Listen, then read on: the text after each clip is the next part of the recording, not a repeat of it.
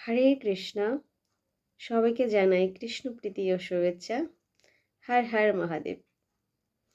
আজকে আমাদের আলোচনার বিষয় শিব চতুর্দশী 2026। আজকে আলোচনায় আমাদের সাথে আছেন শ্রীমান প্রফুল্ল প্রদ্যুম্ন দাস অধিকারী, পূজারী, যুগলটিলা, ইসকন, সিলেট, বাংলাদেশ। হরে কৃষ্ণ। ওম নমঃ শিবায়। আজ আমরা প্রভুর কাছ থেকে জানব কোন দিন শিব ব্রত পালন করব, কিভাবে পালন করব, কি মন্ত্রে শিবের মাথায় জল দিব এবং শিব ব্রত পালনের ফল। হরে কৃষ্ণ প্রভু। এবছর শিব চতুর্দশী ব্রত আমরা 15ই ফেব্রুয়ারি রবিবারে করব নাকি 16ই ফেব্রুয়ারি সোমবার করব? হরে কৃষ্ণ। তো এবছর শিব চতুর্দশী ব্রত 15 ফেব্রুয়ারি রবিবারও করতে পারেন, আবার 16 ফেব্রুয়ারি সোমবারও করতে পারেন। তবে শিব চতুর্দশী ব্রতের পূর্ণ ফল প্রাপ্তির জন্য সোমবার 16 তারিখেই উত্তম, কেননা 15 তারিখ ত্রয়োদশী বৃদ্ধা চতুর্দশী। যেহেতু 15 তারিখ ত্রয়োদশী বৃদ্ধা চতুর্দশী, সেই জন্য এই দিন ব্রত পালনের পূর্ণ ফল প্রাপ্ত হওয়া যাবে না। তাই পরের দিন 16 তারিখ সোমবার চতুর্দশী ব্রত আমরা পালন করতে পারি, তাহলে আমরা শিব চতুর্দশী ব্রতের পূর্ণফল প্রাপ্ত হব। হরে কৃষ্ণ। প্রভু, তাহলে আমাদের এবার বলেন আমরা কিভাবে এই ব্রত পালন করব?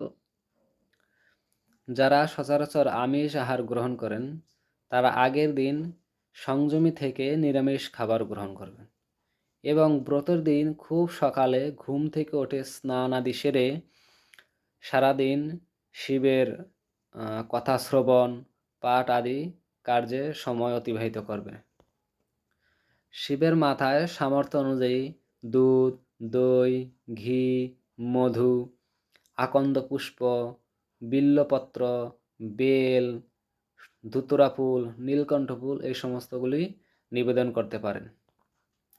তো আমাদের ইসকন মন্দিরগুলিতে সকাল থেকেই শিবের অভিষেক, বিশেষ পূজা, ভোগরাগ শুরু হয়ে যাবে। তো সেখানে দুপুর পর্যন্ত আমরা উপবাসের পালন করে থাকি। তো আপনারা যারা অসমর্থ সারাদিন উপবাস পালন করতে, দুপুর পর্যন্ত উপবাস পালন করতে পারেন এবং তারপরে অন্নপ্রসাদ গ্রহণ করতে পারেন। এবং যারা সামর্থ্যবান আছেন তারা সারাদিন উপবাস পালন করে রাতে দুধ, ফল, জল গ্রহণ করতে পারেন। তারপরে পরের দিন সকালের প্রথম দিকে আপনারা অন্নপ্রসাদ গ্রহণ করে উপবাস ভাঙতে পারেন। তো ইসকন যুগলটিলা সিলেট মন্দিরে সকাল 9টার সময় অভিষেক শুরু হয়ে যাবে। সেখানে পূজারীরা দুধ, বেলপাতা, বেল, ধূপ, দ্বীপ এই সমস্ত পূজার থালা রেডি করা থাকবে। তো আপনারা যথাযথ প্রণামী দিয়ে শিবের মাথায় সেই পূজা নিবেদন করতে পারেন। আচ্ছা প্রভু, তাহলে আমরা কি মন্ত্রে শিবের মাথায় বেলপাতা, ফুল ও জল নিবেদন করব? এই মন্ত্র বলে শিবের মাথায় দুধ অথবা জল দিয়ে অভিষেক করুন। ওম ত্রম্বাকম যজামহে সুগন্ধিম পুষ্টিবর্ধনম উর্বারুকম ইব বন্ধনান মৃত্যুর্মক্ষ্যমামৃতাৎ। তারপর চন্দন ও বেল পাতা নিয়ে মন্ত্র বলুন।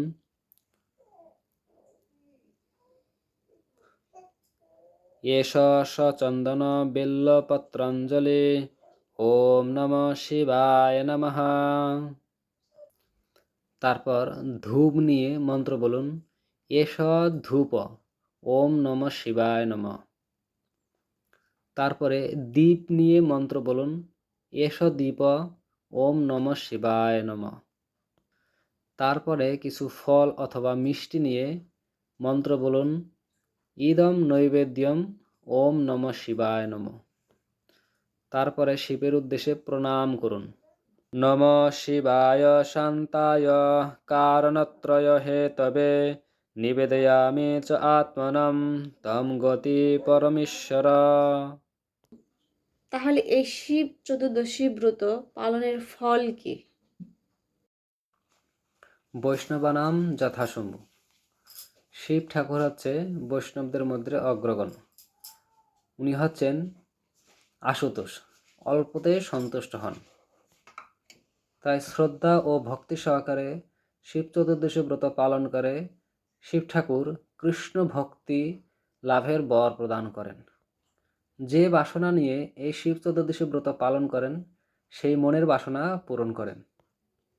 হৃদয়ের সমস্ত পাপ নাশ হয় এবং অন্তর শুদ্ধতা লাভ হয় এবং সমস্ত অশুভ প্রভাব বিদূরত করেন এবং মেয়েরা যোগ্য বর লাভ করেন এবং ছেলেরা যোগ্য কনে লাভ করে থাকেন এবং সুখী দাম্পত্য জীবন লাভ হয়, মোক্ষ লাভের প্রতি অগ্রগতি হয় এবং পরম মঙ্গল সাধিত হয়।